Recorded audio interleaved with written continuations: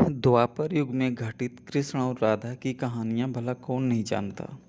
उस वक्त देवताओं में यह चर्चा थी कि राधा ही भगवान कृष्ण की सबसे बड़ी भक्त हैं। इस बात से एक व्यक्ति सहमत नहीं थे और वह थे नारद मुनि जी। वह अपने आप को ही भगवान श्री कृष्ण का सबसे बड़ा भक्त मानते थे, पर देवताओं में राधा रानी के विषय में चर्चा सुनकर उन्हें जलन महसूस होने लगी थी।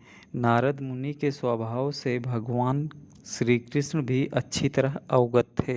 एक दिन नारद मुनि जी कृष्ण जी से मिलने द्वारकापुरी गए थे। उन्हें आता देख भगवान श्री कृष्ण अपना सिर पकड़कर बैठ गए। नारद जी उन्हें देखते ही पूछा, क्या हुआ प्रभु, आप यूं सर पकड़कर क्यों बैठे हैं। उस पर द्वारकाधीश ने उत्तर दिया, मुनिवर आज हमें सिर में बहुत ज़्यादा पीड़ा हो रही है। नारद जी बोले, तो प्रभु इस पीड़ा को मिटाने का क्या कोई उपाय है।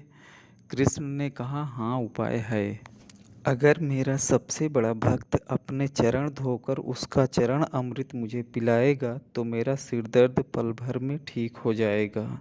कृष्ण के मुख से यह उपाय सुनकर कुछ पल के लिए मुनिवर सोच में पड़ गए कि हूँ तो मैं ही सबसे बड़ा भक्त, लेकिन अगर मैं अपने पैर धोकर उसका चरण अमृत प्रभु को पिलाऊंगा तो मुझे नरक जाने जितना पाप लगेगा।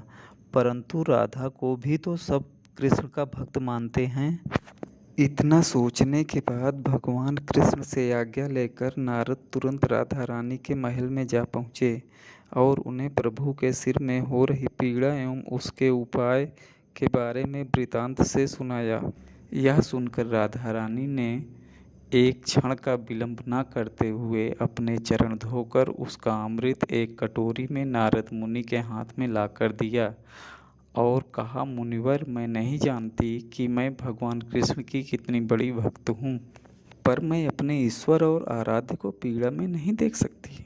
राधा के मुख से यह सच्चे भक्ति का भाव के शब्द सुनकर नारद मुनि की आंखें खुल गई और वह समझ गए कि राधा रानी ही कृष्ण की सबसे बड़ी भक्त है और प्रभु श्री कृष्ण ने यह लीला मुझे समझाने के लिए रची थी।